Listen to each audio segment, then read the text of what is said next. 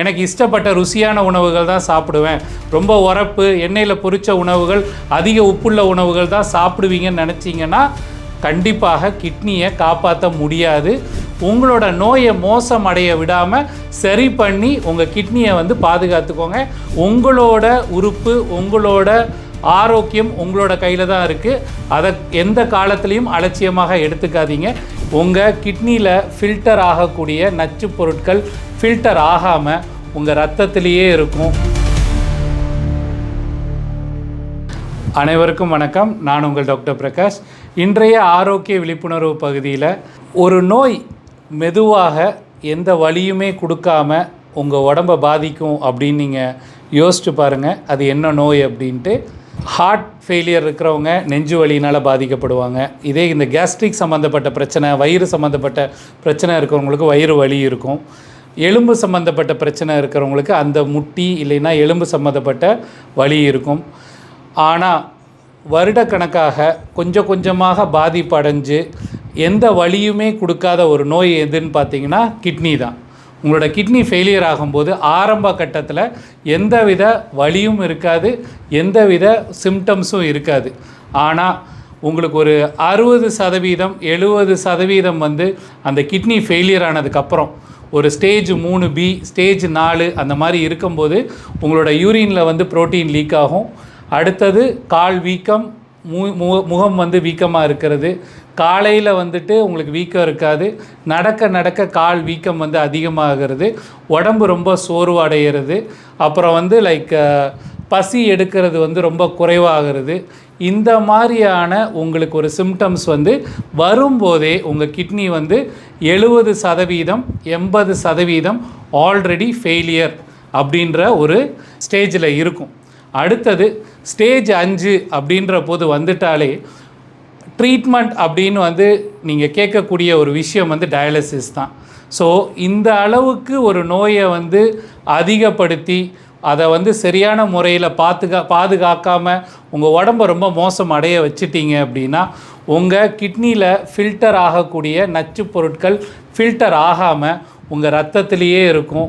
அடுத்தது உங்கள் உடம்புல இருந்து யூரின் வெளியே வர்றது குறைஞ்சி யூரின் அவுட்புட்டும் குறைய ஆரம்பிக்கும். உடம்பு வீக்கங்கள், உடம்பு வேதனைகள் இந்த அளவுக்கு கொண்டு போகாமல் இந்த நோயை ஆரம்ப கட்டத்திலேயே உங்களுக்கு ஸ்டேஜ் 2 ஸ்டேஜ் 3 இருக்கும்போதே அதை சரி பண்ண முடியும் அப்படின்னா 100% அதை சரி பண்ண முடியும். நீங்கள் பாதுகாக்க வேண்டிய ஒரு 3 விஷயங்கள் என்ன அப்படின்னா, ஒன்று, எந்த காரணத்தினால இந்த கிட்னி பாதிப்பு அடைஞ்சிருக்குன்றத ஃபஸ்ட்டு நீங்கள் அதைத்தான் நீங்கள் முக்கியமாக பார்க்கணும். அதாவது root cause of the disease. இதை நீங்கள் சரி பண்ணாமல் உங்கள் கிட்னி ட்ரீட்மெண்ட் நீங்கள் எடுக்கக்கூடாது. அடுத்தது நீங்கள் செய்ய வேண்டிய விஷயம் சாப்பாட்டு முறை, உணவு கட்டுப்பாடு, வாழ்க்கை முறை மாற்றுதல், diet and life style changes. இது ரொம்ப முக்கியமாக இருக்கணும்.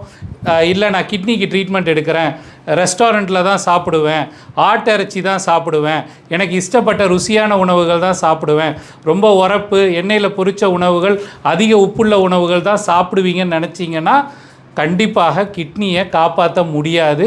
இது உங்களுக்கு எந்த விதத்துலேயும் இந்த உணவு உங்களுக்கு ஒரு உதவியாகவோ இல்லை அந்த நோயை கட்டுப்படுத்துறதுக்கு அளவே உதவி செய்யாது.